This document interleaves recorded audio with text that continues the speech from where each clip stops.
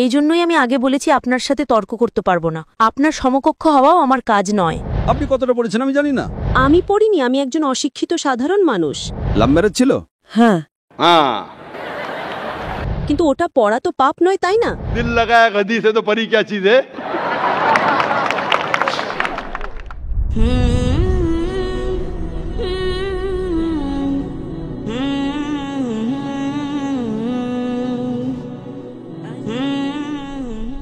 আমার নাম স্বপ্না, আমি হিন্দু পরিবার থেকে।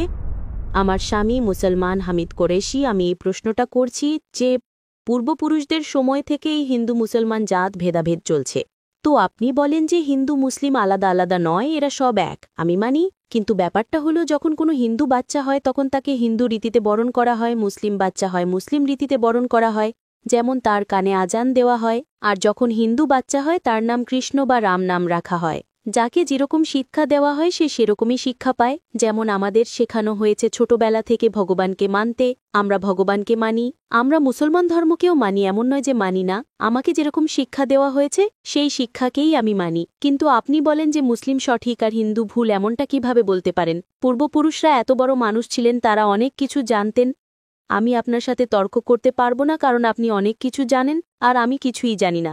আমাদের বাবা দাদারা এসব দেখে এসেছেন এবং আমরাও দেখেছি যে আমরা গুরুজন, তাদের আমি সম্মান করি। তিনি আমার সাথে তর্ক করতে চান না, আমিও আপনার সাথে তর্ক করতে চাই না। করতে পারবো না কারণ আমার অত শিক্ষা নেই, অতটা বলতে পারবো না, তাই না? বোনের প্রশ্ন হলো যে আমি বলি হিন্দু মুসলিম এক, কিন্তু যে হিন্দু পরিবারে জন্মায় তাকে হিন্দু শিক্ষা দেওয়া হয়, যে মুসলিম পরিবারে জন্মায় তাকে মুসলিম শিক্ষা দেওয়া হয়। তাহলে এটা কিভাবে বলা যায় যে মুসলিম সঠিক আর হিন্দু ভুল? এটা কি বোন আপনি বলছেন আপনার শিক্ষা কম। আমি আপনাকে জিজ্ঞেস করতে চাই 2 যোগ 2 কত হয়? 2 আর 2 কত হয়? 2 আর 2 কত হয়? 2 আর 2 কত হয়? 4 হয়। মাশাআল্লাহ। তাহলে বলবেন না যে আপনার শিক্ষা নেই।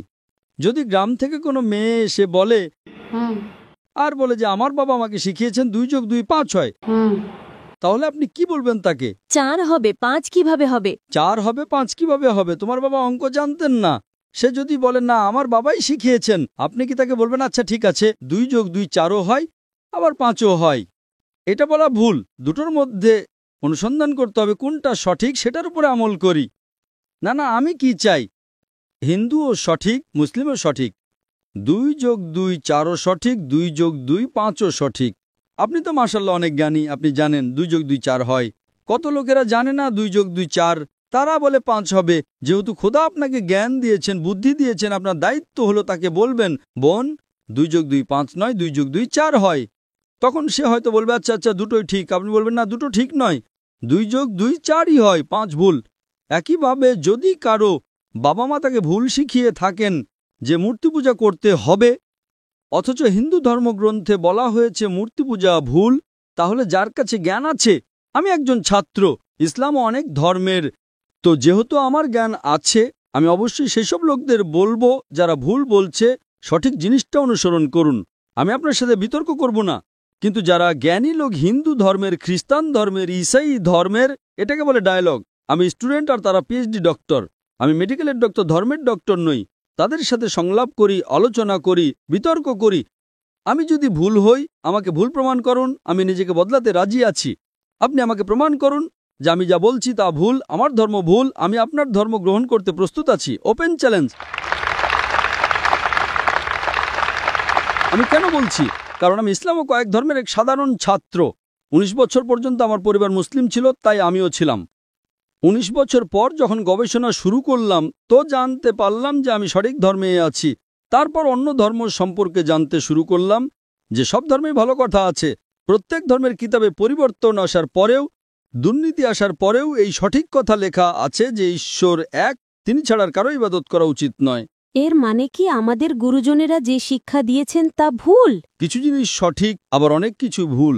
আমি আপনার বড় থেকে বড় গুরুর সাথেও বিতর্ক করেছি। একজন আপনাদের হিন্দুস্তানের মান্যগণ্য শ্রী শ্রী রবিশঙ্করের নাম শুনেছেন? শ্রী শ্রী রবিশঙ্কর শুনেছেন? ওনারা যেমন বই পড়েই জানেন, আপনিও বই পড়ে জানেন, আসলটাকে দেখেছে? একদম ঠিক। তিনি বলেন 4 বছর থেকে আমি ভাগবত গীতা মুখস্থ জানি, কিন্তু বিতর্কে ভাগবত গীতা একটা তথ্য সূত্র দেননি। এমনটা নয়, ঈশ্বর এভাবে আসেন না। আপনি কত পুণ্য করেছেন বলছেন এই জন্মের কথা বলতে পারেন? কত জন্মের কথা কিভাবে বলতে পারেন? একদম ঠিক। তো আমি বলি যে আপনার কিতাব বলছে যজুর্বেদ অধ্যায় 32 শ্লোক 3 আর শ্বেতাশ্বেতোপনিষদ অধ্যায় 4 শ্লোক 19 আছে न तस्य प्रतिमा अस्ति। প্রতিমা মানে হলো প্রতিচ্ছবি। সেই খোদা, সেই ঈশ্বর, সেই আল্লাহর কোনো প্রতিমা নেই, কোনো প্রতিচ্ছবি নেই, কোনো ফটোগ্রাফ নেই, কোনো পেন্টিং নেই, কোনো মূর্তি নেই, কোনো ছবি নেই। তাহলে আপনি মূর্তি পূজা কেন করেন? মূর্তি পূজা না করলে ঈশ্বরকে কিভাবে ডাকি, যেমন শিক্ষা দেওয়া হয়েছে, বইয়ে লেখা আছে। যদি শিক্ষা ভুল দেওয়া হয়, মূর্তি পূজা এর মানে এই নয় যে মূর্তি পূজাই করতে হবে, মূর্তিকে দেখতে হবে। গীতা বা মহাভারতে মূর্তির কথা নেই, সেটা পড়ুন, সেখানেও তো শিক্ষা আছে। বোন, আপনি মূর্তি পূজা করেন কিনা? আমি করি, এমন নয় যে করি না, হয়তো আমি ভুল করি। যদি আপনার বন্ধু বলে 2 যোগ 2 5, তাহলে আপনি তাকে শুধরে দেবেন কিনা? হ্যাঁ, শুধরে তো দিতে হবে। আমিও চাই আপনাকে সঠিক পথ দেখাতে। আমি বলছি, যদি মূর্তি পূজা কোরআনে ভুল লেখা থাকে সেটাকে পাশে রাখুন। আপনি কোরআন মানেন না, আপনার ধর্মগ্রন্থই লেখা আছে মূর্তি পূজা ভুল, আমি তার প্রমাণ দিচ্ছি। তাহলে আপনি কেন করছেন? আপনাদের যেমন শিক্ষা দেওয়া হয়েছে যে এই ধর্মে এইভাবে ডাকতে বোন। হয়, ঈশ্বরকেই তো ডাকা হয়। বোন, একটা একটা করে আলোচনা করি, তারপর অন্য বিষয়ে যাব। আমার প্রথম প্রশ্ন হলো, মূর্তি পূজা যখন ভুল তখন কেন করেন? আপনি কেন মূর্তি পূজা করেন? এখন সেই পূর্বপুরুষরা ওইভাবেই করে এসেছেন, এটা তো আজকের কথা নয় যে আমি মানা করে দিলাম আর বললাম চলো আর করছি না। কিন্তু এই পূর্বপুরুষরা যখন যুগ যুগ ধরে করে আসছেন, তখন তারা তো এটা বলতে পারেন না যে আমরা করব না, আমরা করব না, তাই না? যদি যুগ যুগ ধরে গ্রামে শেখানো হয় যে 2 যোগ 2 5, তাহলে কি আপনি সেটা মানবেন? আমার পূর্বপুরুষরা বলতেন পৃথিবী সমতল, আমি কি তা মানব? আমি জিজ্ঞেস করছি, আজ পৃথিবী কেমন? পৃথিবী কি সমতল নাকি পৃথিবী গোল? গলে। মাশাআল্লাহ, আপনি তো জ্ঞানী, আপনি তো জানেন। তাহলে যদি আমার বাবা দাদারা বলতেন পৃথিবী সমতল, তাহলে আমি কি করব? তাদের কথা মানবো নাকি ছেড়ে দেব? তো সেই সময় কি এই যুগ চলতো না? একদম ঠিক, আজকের যুগ এটা। এখনকার যে যুগ তার চেয়ে আগের যুগ সেই সময় ভালো ছিল, পবিত্র ছিল। আগে এমন প্রচার হতো না যেখানে কোটি কোটি মানুষ একসাথে দেখতে পারত। আজকের প্রচারে এখানে লক্ষ লক্ষ মানুষ জমা হয়েছে, লক্ষ লক্ষ মানুষের সাথে টেলিভিশনে কোটি মানুষ দেখছে। তাই আপনার কোনো অজুহাত থাকবে না। কোটি কোটি মানুষের সামনে আপনাকে বলা হয়েছে যে মূর্তি পূজা ভুল, এরপরেও যদি আপনি করেন তাহলে আপনার কোনো অজুহাত বাকি থাকবে না। মূর্তি পূজা ভুল আপনার কোরআন শরীফে যেমন লেখা আছে, আমাদের গীতা মহাভারতেও লেখা আছে, কিন্তু ওটা পড়া তো পাপ নয়, তাই না? আমি কখন বলেছি যে গীতা পড়া ভুল? আমিও গীতা পড়ি, আমি বাইবেলও পড়ি, আমি ইহুদিদের কিতাবও পড়ি, আমি বেদও পড়ি। আপনি কতটা পড়েছেন আমি জানি না, আমি পড়িনি, আমি একজন অশিক্ষিত সাধারণ মানুষ। কিন্তু আমি পড়েছি। হ্যাঁ, এই জন্যই আমি আগে বলেছি আপনার সাথে তর্ক করতে পারবো না। আপনার সমকক্ষ হওয়াও আমার কাজ নয়। হ্যাঁ, তো আমি আপনার সাথে তর্ক করছি না, আমি শুধু অনুরোধ করছি। কিন্তু আমি এটা বলতে চাইছি না আমাদের পূর্বপুরুষরা যা করে এসেছেন সেটা কি ভুল? এজন্যই তো বললাম, আমার পূর্বপুরুষরা বলতেন যে পৃথিবী সমতল, দুনিয়া সমতল। আমি সেই পূর্বপুরুষদের কথা কি মানব? আমি পূর্বপুরুষদের সম্মান করব, তারা আমার বড় ছিলেন, আমার বাবা দাদা ছিলেন। সম্মান করার মানে এই নয় যে তাদের সব কথা মানতে হবে। যদি আমার পূর্বপুরুষরা বলতেন 2 যোগ 2 5, তাহলে কি মানব? না।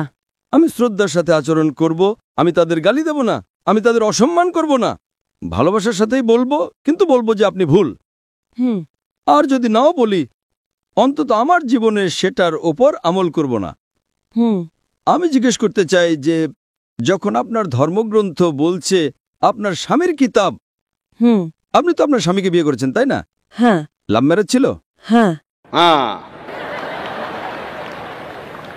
ঠিক ছিল না ভুল ছিল সেটা অন্য কথা, কিন্তু যখন আপনি আপনার স্বামীকে এত ভালোবাসেন, আপনার স্বামী আপনাকে ভালোবাসেন কিনা? হ্যাঁ। করেন তো? হ্যাঁ। আমি আমার স্ত্রীকে খুব ভালোবাসি, আমি আমার স্ত্রীকে সবচেয়ে বেশি ভালোবাসি। আপনার স্বামী আপনাকে ভালোবাসেন, তিনি কি চান না যে আপনি জান্নাতে যান? না।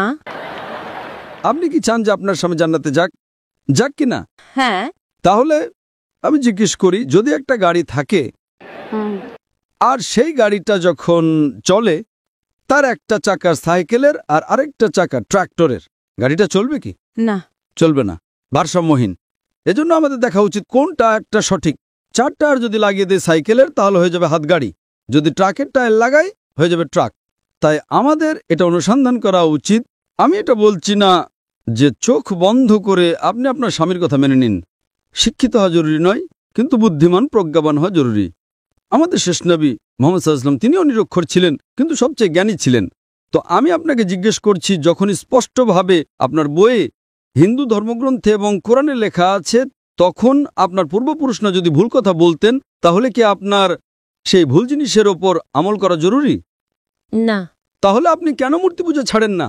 আপনি বলেন আপনি আপনার স্বামীকে ভালোবাসেন কিনা সেটা একটা প্রশ্নচিহ্ন।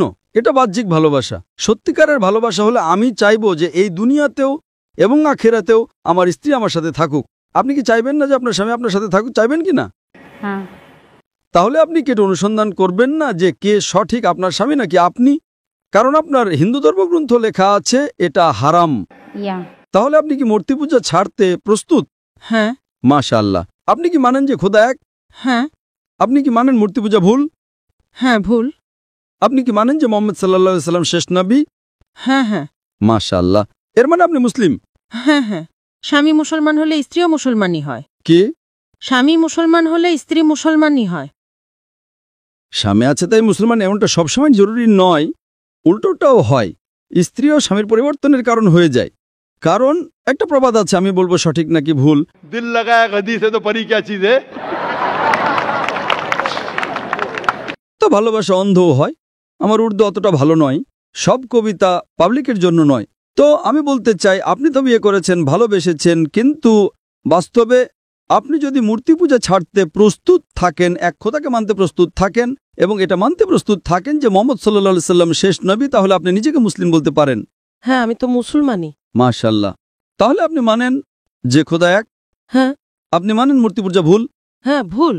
আপনি মানেন যে মোহাম্মদ সাল্লাল্লাহু আলাইহি সাল্লাম শেষ নবী? হ্যাঁ। মাশাআল্লাহ। আপনাকে কেউ জোর করছে ইসলাম গ্রহণ করার জন্য? না, না, আমাকে কখনো কেউ জোর করেনি। কত বছর আগে আপনার বিয়ে হয়েছে? এখন 8-9 বছর হয়ে গেছে। 9 বছর হয়ে গেছে। আপনার স্বামী জোর করেননি। ঠিক করেছেন না ভুল করেছেন সেটা পরে আলোচনা করা যাবে, কিন্তু আজকে আপনি নিজের মন থেকে ইসলাম গ্রহণ করতে চান। হ্যাঁ। আপনার উপর কোনো চাপ নেই? না। আপনি মন থেকে করতে চান? হ্যাঁ। ইনশাআল্লাহ। আমি আরবিতে বলবো আর আপনি তা পুনরাবৃত্তি করবেন। अशहदु अशहदु अल्लाह अल्लाह इलाहा इलाहा इल्लल्लाह इल्लल्लाह व अशहदु व अशहदु अन्ना अन्ना मुहम्मदन मुहम्मदन अब्दुहु अब्दुहु व रसूलुहु। वरफुलु মাশাআল্লাহ। माशाअल्लाह।